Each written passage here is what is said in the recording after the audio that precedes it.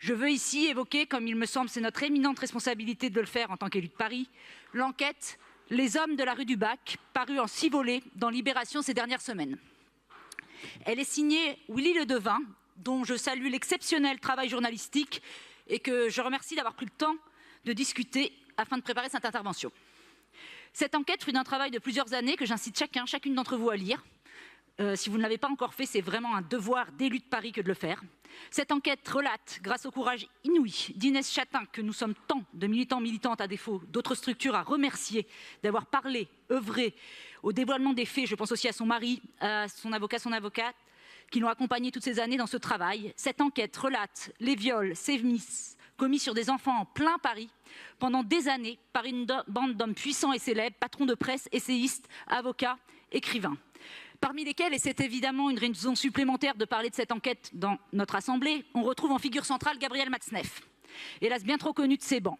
Je rappelle que la mairie de Paris a fourni un logement social à cet écrivain pédocriminel notoire pendant des décennies.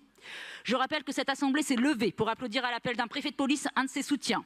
Je rappelle que des adjoints de cette mairie, heureusement plus là aujourd'hui, se sont permis d'hurler en commission pour expliquer que le Conseil de Paris n'avait pas vocation à traiter de ces questions, qu'elle relevait de l'activisme de rue, des réseaux sociaux, mais pas du travail d'élus.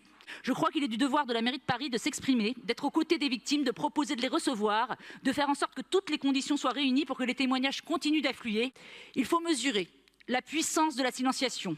Ces hommes étaient très célèbres. Je pense à Claude Imbert, à Jean-François Revel, à Gabriel Matzneff, à François Gibault, dont malgré les liens connus avec Matzneff, des journaux de premier rang ont continué à chanter les louanges 2 ans après la publication du consentement de Vanessa Springora. Leurs crimes contre des enfants sont parmi les plus ignobles qu'il ait été donné à beaucoup d'entre nous de lire, et pourtant tout est demeuré secret. Quand est-ce qu'on demande pardon en tant qu'institution défaillante et coupable? Quand est-ce qu'on arrête de considérer que cette histoire ne sont pas politiques, n'ont pas leur place dans nos discussions d'élus comme je l'ai tant entendu? Quand est-ce qu'on cesse de vouloir poursuivre les militants qui dénoncent un Paris pédolande? Combien de récits criminels nous faut-il? Epstein, Matzneff, Jean-François Lemaire, François Gibault, combien avant que les instances politiques prennent leurs responsabilités? Parlons-en et agissons. Merci.